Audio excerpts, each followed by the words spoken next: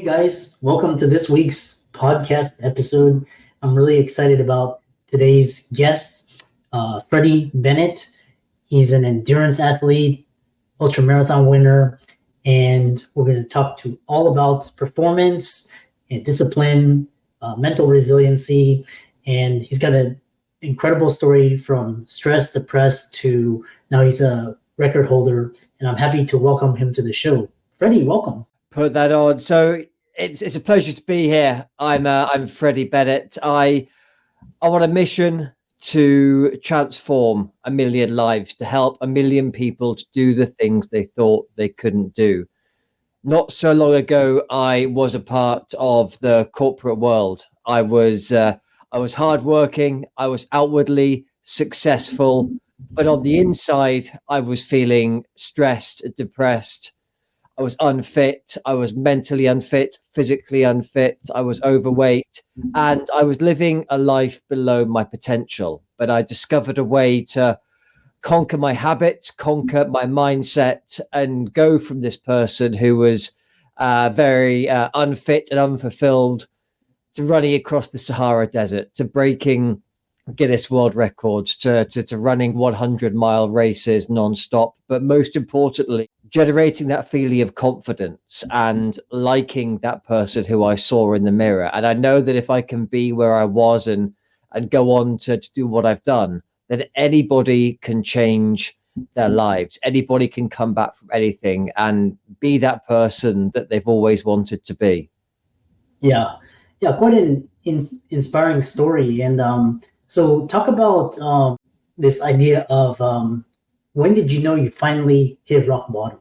It's a great question. And I thought I had many rock bottoms, to be honest with you. We sometimes have these moments, especially people who have stressful careers, who have that work hard, play hard attitude. People like people in the corporate world, or physicians, or people in various different industries. We have these moments when we think, right, I'm going to change my life. I'm going to quit my vices. I'm going to get healthier. I'm going to get fitter. I'm going to get focused. And then life gets more difficult, and the nights get later, and the lunches get longer, and the stress gets bigger, and the mortgages get larger, and life comes on top of us. But for me, the real rock bottom was a specific day. It was 8th of March, 2019, and I was working in the corporate world. I was traveling away with work. I found myself waking up, or should I say, coming around in a grey hotel room in a grey hotel in a grey and rainy part of England next to a grey highway. And I kind of stumbled out of bed. I looked at my watch, and I missed my meeting at work. And I kind of weaved my way through to the bathroom, kicking miniature liquor bottles out of the way. And I looked at myself in the mirror, and I was 35 years old then. And I saw this guy staring back at me, and his fat, bloated beer belly, his chipped, yellow, nicotine-stained teeth, his bloodshot eyes, the wrinkles on his skin. And I just thought, who is this guy? This was not how I thought my life was going to go. I thought, what happened to all my hopes? What happened to all of my dreams? And I knew in that moment I was really wasting all of my potential. And I thought to myself, and I had this phrase going around in my head: if you want the things you've never had before, you need to do the things you've never done before. And I wanted the confidence, I wanted the fulfillment, I wanted the happiness, I wanted my children and my family to be proud of me. I wanted to live a life without regret. And I knew that if I wanted all those things that I'd never had before, I was going to need to do something that I'd never done before, which was finally leaving my vices. It was finally getting some self-discipline and instilling some healthy habits. And I knew that was the rock bottom. And as I say, I had the warning signs in the past. I'd been in New York City and found myself in the wrong place at the wrong time, and had a drug dealer holding a gun to my head. I realized I was screwing up with work. Realized I was making all these mistakes, but it wasn't until that one moment where I looked at myself and just thought, you are wasting so much potential. that I realized it was finally time to change my life and change my habits. Interesting. Yeah. So it's interesting how these vices manifest themselves when you're off course and off the path. And one thing that you alluded to was this idea that when you looked at your life and basically you wanted more, and so a lot of the audience are doctors and they're afraid to leave their jobs. They're kind of golden handcuff, or they're afraid of what's next. And what is it? Was it the corporate world? Was it basically just you just off path, or it wasn't what you planned, or was it a way to run? Kind of talk about that. Absolutely, and I know the medical world well. So I'm married to a doctor. When I was in the corporate world, a lot of my clients were with the big pharma companies. So I spend a lot of time hanging out with doctors, and I know the paradox of the medical industry, where we all devote our lives to helping people, and we take the oath and we want to help people be healthy and lead healthier lives. And then doctors look in the mirror and they clearly and metaphorically and physically are not taking their own medicine. And I've been there with and I say with the doctors that I work with, and I have some doctors as clients as well. There's a funny word that we all use, and that is should. And it's a strange word to say, but all the doctors I speak, I know I should be doing more exercise. I know I should be taking better care of myself. I know I should be spending more time with my family. And I say should is the word of a victim mindset. And I know that the word victim is a triggering one, but too many doctors are living in that victim mindset, where they're focusing all of their energy on the outside world, but not looking at themselves. And then that becomes that feeling of being stuck. And that's how I felt in the corporate world. That's how I know many physicians feel as well. We feel stuck when we are making a false assumption. We feel stuck when we're assuming something to be true in our lives and it isn't true.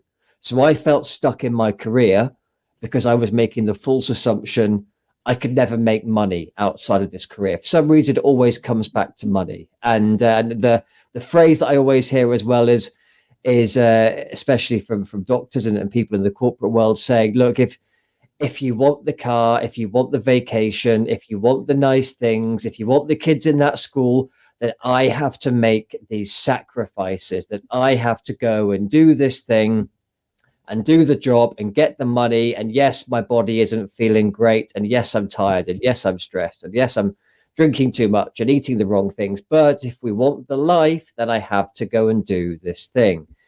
And that's the false assumption that I was making as well. But it doesn't have to be this way. And we tell ourselves so many stories that I don't have the time to change my habits. I don't have the mental bandwidth to de-stress. I don't have the confidence to set foot and actually follow the path that I want to follow.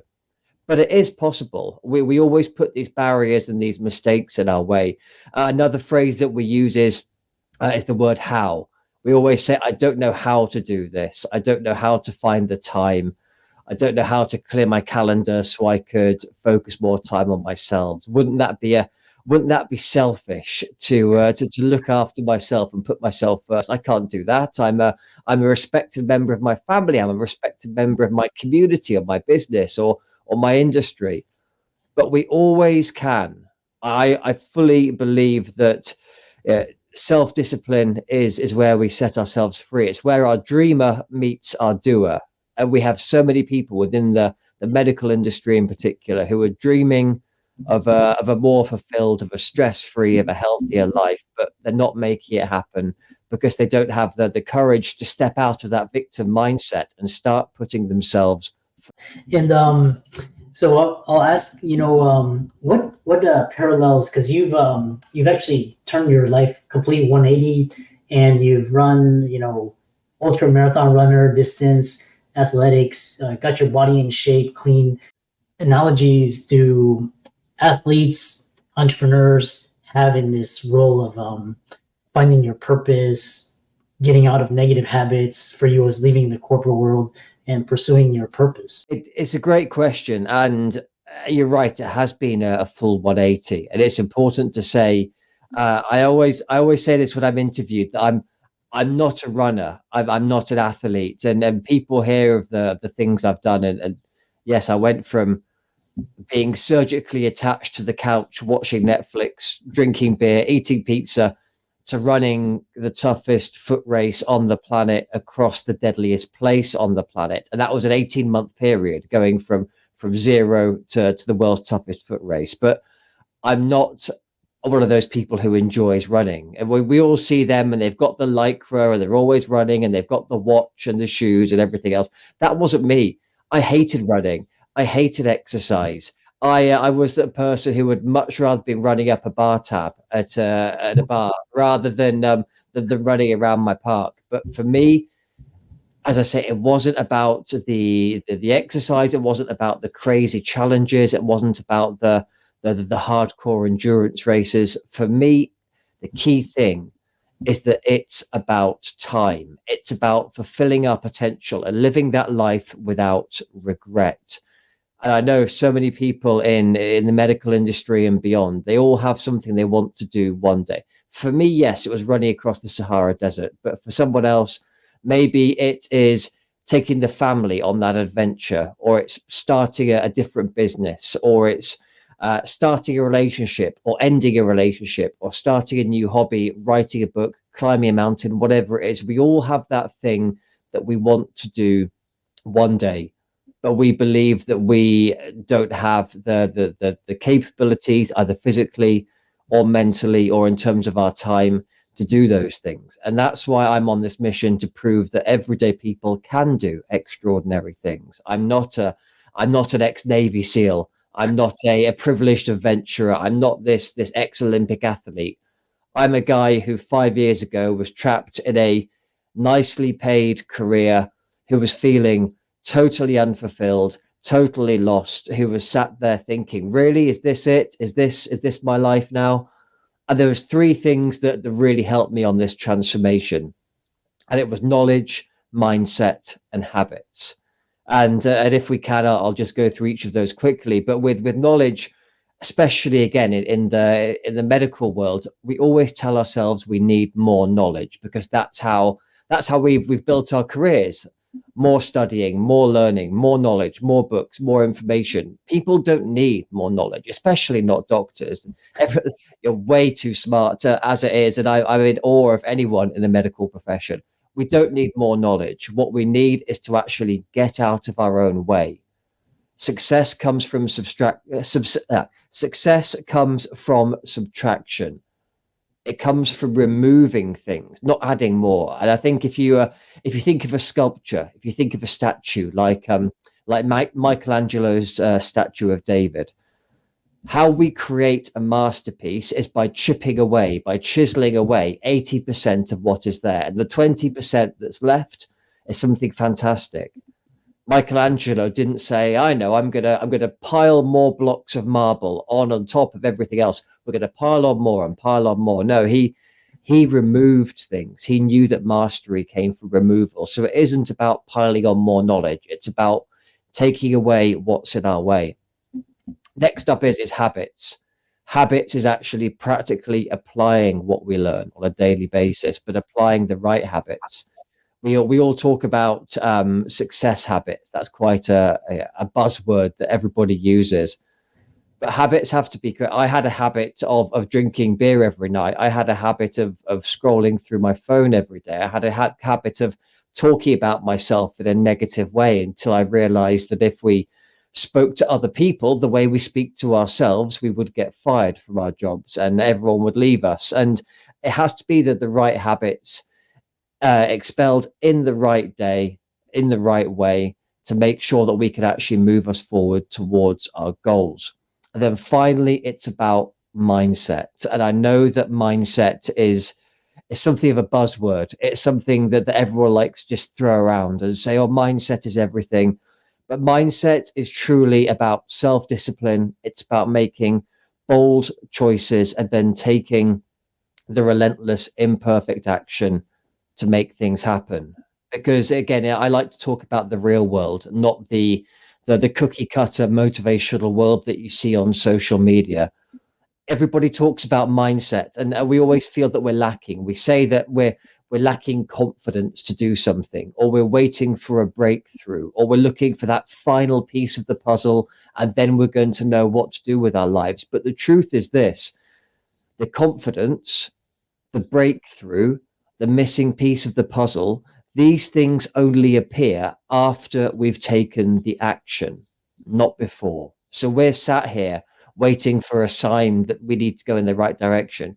We have to just start moving forward and building momentum. And then the confidence, the mindset, all of these good things that we're waiting for, they only appear after we've started to move towards what we want to achieve. And that's why we have to choose to move towards growth. We have to move away from comfort. We have to move towards growth.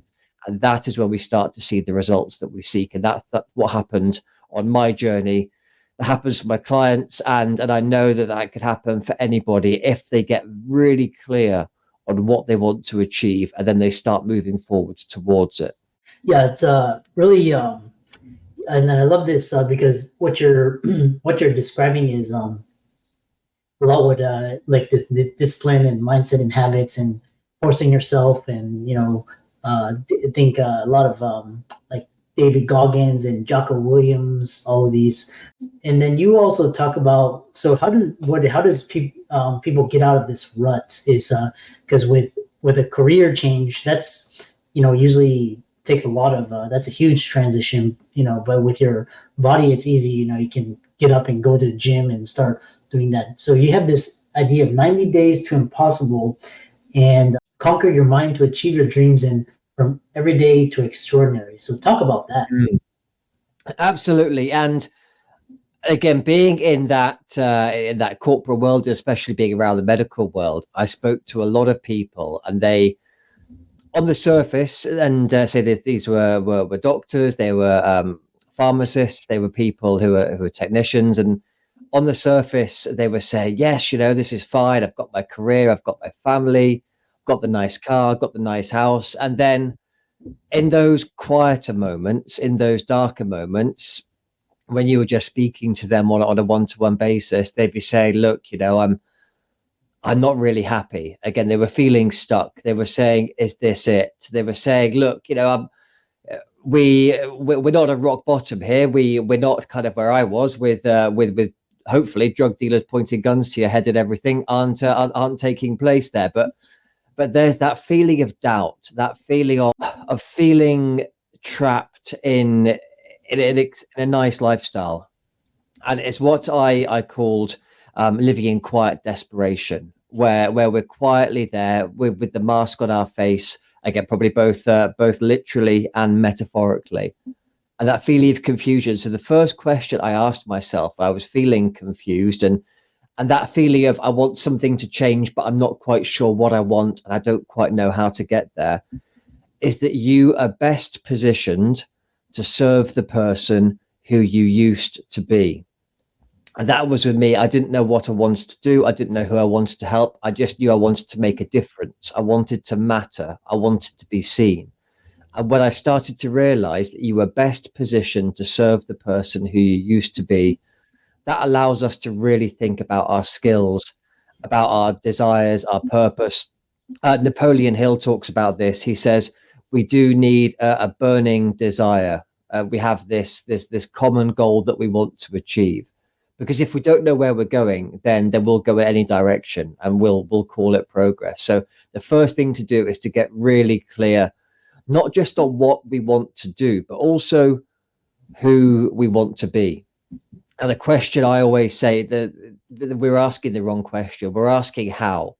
How do I change? How do I make this step in my career? How do I move forward? But that's the wrong question. The real question is who. Who do I want to be? Who do I want to serve? Who is that 10.0 version of me? Who do I want to be in 5 years' time? And then start to create that person every single day. And look, I know, because I've been there, being this very unfit, very busy, very stressed, very confused person, it would be remiss of me to say just book a marathon and everything will be better. Just book a vacation and everything will be better. It isn't about that. It isn't about anything external at all. And this is what we focus on the Conquer 90 program. It isn't, and let's face it, there's so many of these programs that you hear out there. It isn't a change your life in 90 days or transform your diet or anything else like that. This is a way of life. This is about rewiring your brain, transforming the way you think. Because it's focused on these three pillars: knowledge, mindset, and habits. Because a lot of say every other program talks about adding more. We all like to talk about another app and another framework, another 5-step process.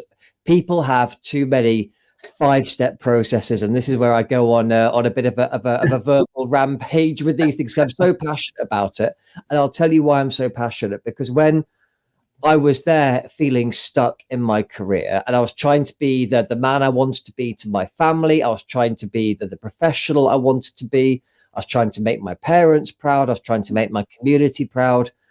And I know when you have all of that stress and that pressure on your shoulders, having someone come on a podcast and say to you, follow my 5-step program, isn't going to help you change your life. Having someone come on stage and say to you, I'm going to tell you about the time I ran across the Sahara Desert, isn't going to change your life. Because we have all these fears around our mortgages and our bills and our time and our health and our stress and all these things. What really helps us to change our lives is by removal. It's about removing regrets, removing things from our past that hold us back, removing the doubts, removing our fears. And that's the first thing that we do as part of the Conquer program. That's how we rewire your brain. It's about the process of removal. People know, especially people in the professions, as I call them. So people who are either in medicine or law or accounting, the traditional profession. All you guys are so smart already. You do not need more information. You don't need another bloody app that's going to tell you every day you need to do this thing. What you need to do is get out of your own way. You need someone who's going to stop you tripping yourself up and saying, well, yes, but what if this happens? And how do I do that? And how do we do this? And what's our process? You have all the answers already. You know who you need to become. You know what you need to do. The problem is that you're not letting yourself do that. And that's why I always back myself to deliver the Conquer program. And that's why in the results that we've seen, not only with myself, but with the people around the world in different professions, including medicine, that we work with, it's about transforming your mindset, transforming your habits, bringing in self-discipline, rewiring your brain and changing the way you think, and literally becoming that person who you want to be, that 10.0 version of yourself. And when you become that person, then you have the clarity, then you have the confidence, then you have the focus. Then you have your kids saying, you know what, you are the hero that I want to be when I grow up, not someone else. You have your partner loving you because you're the person they actually married once more. You have that confidence. And that's what I think is missing from so many people's lives. It's that space and that confidence to really be that person that they want to be. And that's what we do. We give them, it's almost like a fresh start at life with a clean slate. But this time you have your superpowers. You have everything that you need to succeed. And what's more, you have that belief that you can achieve in all areas of your life, not just professional. How can people contact you, reach out to you? Very inspiring. Check out your work, etc. Perfect. I mean, I spend a lot of my time on Instagram these days. So that is at the Freddie Bennett, which is the F, and my website is Freddie. That's Freddie M for mindset Bennett. Yeah. And for all the listeners out there, let's thank Freddie for very inspiring message, and really check out his Instagram. It's amazing, the transformation and all his social media. All these resources will be in the links and show notes. And with that, thanks so much for coming onto the podcast. Thank you for having me. It's been a pleasure.